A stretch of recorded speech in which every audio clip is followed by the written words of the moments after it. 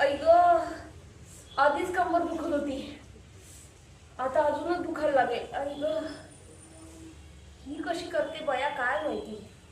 सरळ आपले पाय उचलते वरती. मला काही जमणार नाही बाई.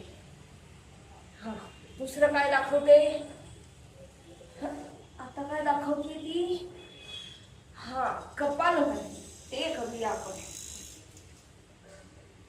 हा,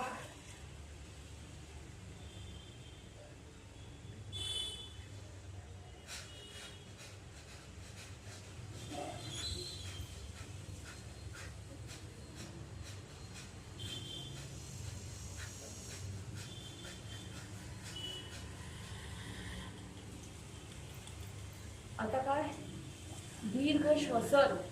बर, दीर्घ श्वसन.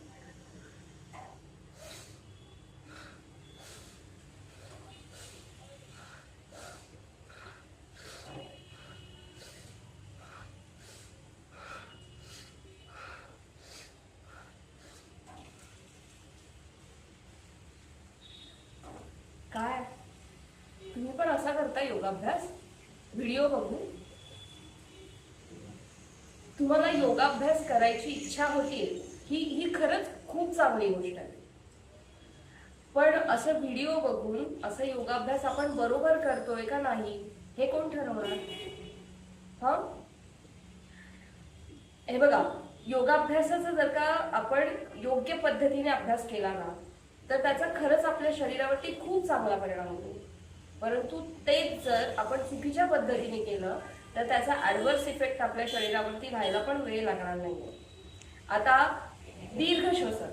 दीर्घ श्वसन करताना काय करतात, हाताची आपल्या दोन्ही ज्ञानमुद्रा असते, पाठीचा कणा सरळ ताठ असतो. त्यानंतर जरी समोर काउंटिंग देत असले तरी तुम्ही असा थांबत थांबत श्वास घ्यायचा नाही. एक सलग श्वास घ्यायचा आहे, एक सलग श्वास सोडायचा. त्यामुळे जर का 2 अंकात तुम्हाला घेणं शक्य आहे तर 2 अंकात घ्या श्वास, 4 अंकात सोडा, 3 अंकात घ्या, 6 अंकात सोडा, 4 अंकात घ्या नाहीतर आणि 8 अंकात सोडा. आपापल्या कॅपॅसिटीनुसार कसा संथ सावकाश श्वास घ्यायचा, संथ सावकाश श्वास सोडायचा.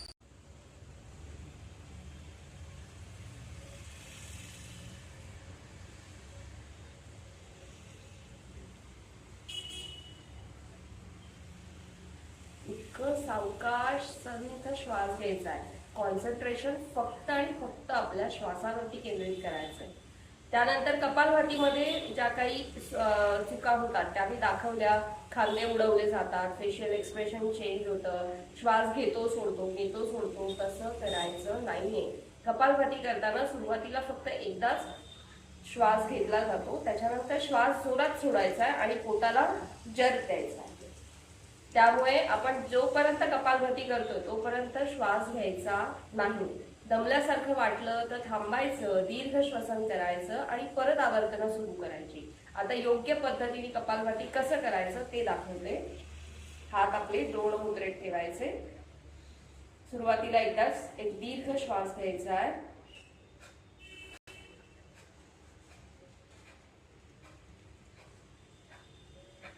आता आपण कपालभाती करतोय हे योग्य करतोय का नाही करतोय हे याचं परीक्षण कसं करायचं, तर आपले दोन्ही कान जे आहेत ते बंद करायचे आणि श्वास घेतल्याचा आवाज आपल्याला होता कामा नाही.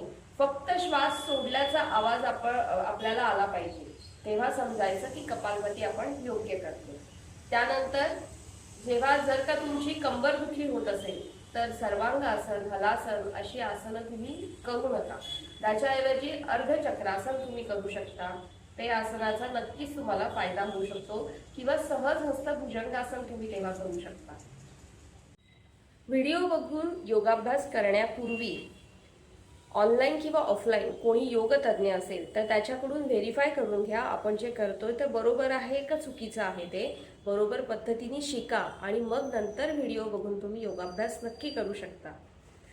लोकांकडनं खरंच ह्या चुका होतात आणि त्यामुळे त्या होऊ नयेत यासाठी खूप तळमळीने मी हा व्हिडिओ टाकलेला आहे. मी सांगितलेली माहिती नुसतीच फक्त ऐकू नका, तर त्याचं अवलोकन नक्की करा आणि तुम्हाला या माहितीचा फायदा झाला का नाही हे मला कमेंटद्वारे नक्की कळवा.